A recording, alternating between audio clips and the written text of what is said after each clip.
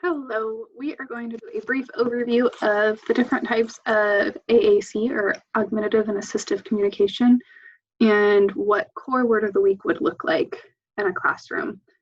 So to start, there are three types of AAC. There's low tech, mid tech, and high tech.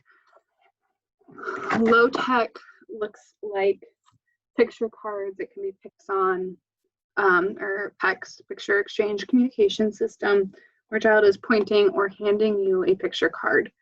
A mid-tech device is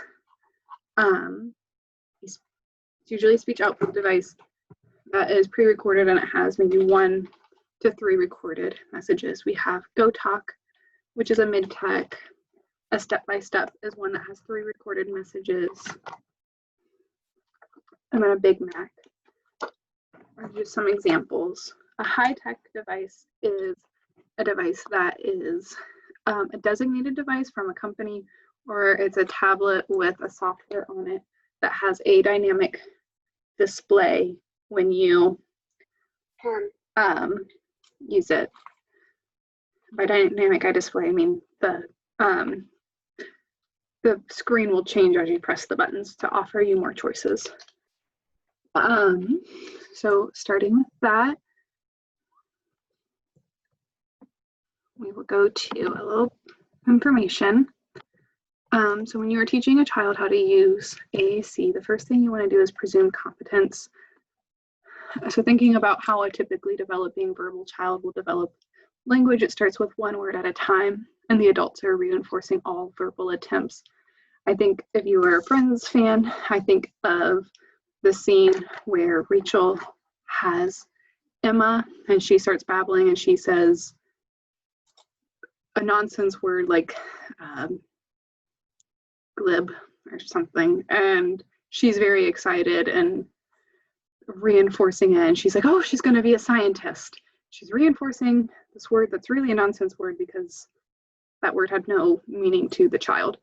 So when we do that, we want to presume competence with our AAC kids. They're going to start with 1 word at a time, and they're going to need a lot of encouragement, just like you would encourage a young child developing verbal language. So with that, you want to make every communication attempt mean something. If you think a child mishits a button, make a meaningful attempt out of the utterance.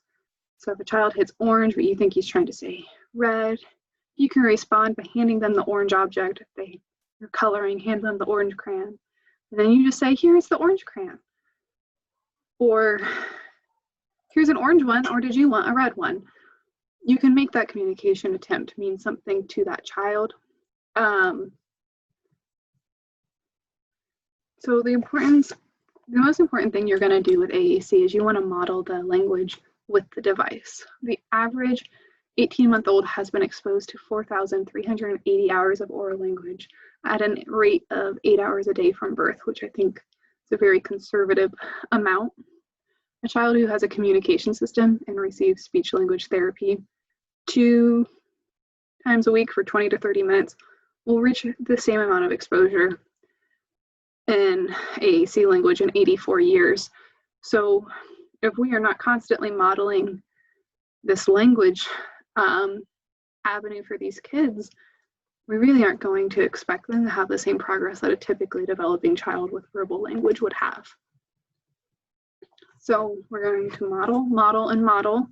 We're going to model new words and putting them into phrases and sentences before we expect the child to start using it. We're going to model how to use the words in different activities and settings. And the importance of the modeling is when you model it, the child hears the word up to 3 more times. When you say it verbally, when the device says it, if you're using a mid to high-tech device, and then when the device says the word after the student uses it. So usually, hopefully the student starts copying what you do, or maybe you will assist them with that. So they will hear the word 3 more times than what they would have said if it was just a verbal attempt. An example of using a target word across activities is if the target word is go and blocks, you might build a tower, say ready, set. When the student says go on their device, you're going to knock the tower down. If you're playing with cars, go car go, vroom vroom, look at that car go. It goes fast. You're using all these types of words to say go. But then during transitions, you might say, let's go, or time to go. You would have the child say go before leaving the class. They might not put two words together right away, and that's perfectly fine because you wouldn't expect that from a verbal child developing language either. So we're going to talk about what a core word is. Core words are versatile in use and across settings, and they make up about 80% of the conversation.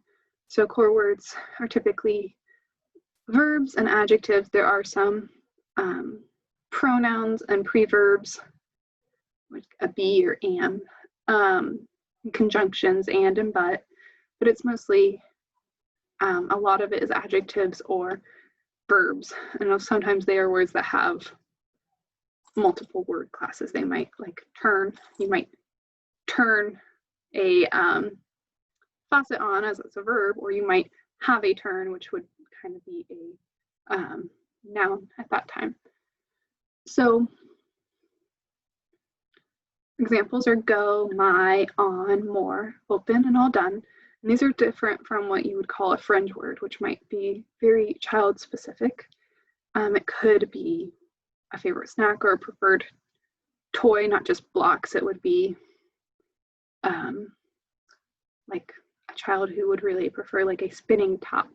It's not something that you're going to use in a lot of different language and conversation opportunities unless you were specifically, the child is asking for that object or playing directly with that object. So it just limits the amount of opportunities you have to model that word and to expose the child to words.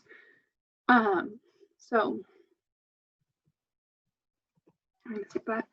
The next thing I'm going to talk about is the prompting level for AAC. Go from the least intrusive to the most intrusive, kind of, if you want to think of it that way. The first one is just an expectant pause, giving that child time to respond. Some of our children might have a little bit of a slower start to initiating, hitting the button, but just letting that. If after the expectant pause isn't happening, you might use a body language. You might go, I don't know, and kind of give them away. An indirect verbal prompt is, but I don't know, or now what should we do next? Requesting a response. If there's still no response, you can try to direct the child more specifically and say, tell me what you want, or you can ask me for something if you want something. A gestural cue might be, if you think you know what the child wants, you might say, did you need help? If you need help, a partial verbal prompt is, you can start the sentence like, I need help. The direct model is, then you do it. You say, help. I need help. And then ideally the child would then model your behavior. The last one is physical assistance, and that's using your hand to have the child use it. It's an option, but just promoting autonomy. It should be used kind of sparingly, and that's the importance of modeling the language, is giving the child lots of opportunities to see how it's used. Too. So you don't have to go to that physical assistance. So examples of some things I'll have available for classrooms who want to pursue this more are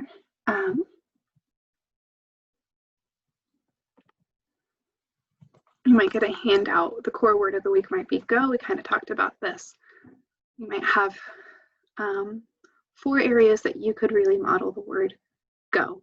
Go play with this toy, go down if you're doing cars down a ramp, or go in the oven if you're doing some dramatic play. Snack and hand washing, you might say go wash your hands, or go throw this away if you have a paper towel. transition, time to go, let's go. And then structured activities, you might say, go to your seat. Those are some examples. And of course, you can always find songs or books to highlight those words if that's something that you happen to have available in your lesson plan. And I will also try to provide an example of how to model the word in sign language. Go. Some of our kids do learn sign language, and that just reinforces all communication attempts. As some teachers might have seen, some goals I write for this is a child will use multimodal communication to request an object or for help. And by multimodal communication, I mean they are successful if they use sign language, they are successful if they use verbal language, they are successful if they use a picture card, and they are successful if they use AAC. We really honor every communication attempt the child is making. So that is an option that we have for using core word of the week. There's a whole list. I do have a handout. There's lots of different lists. This one kind of compiles different choices from several different lists. Some of the more well-known core word list based off of research. So if you have any questions, I'm happy to work with you in your classroom and making this a successful addition to your classroom.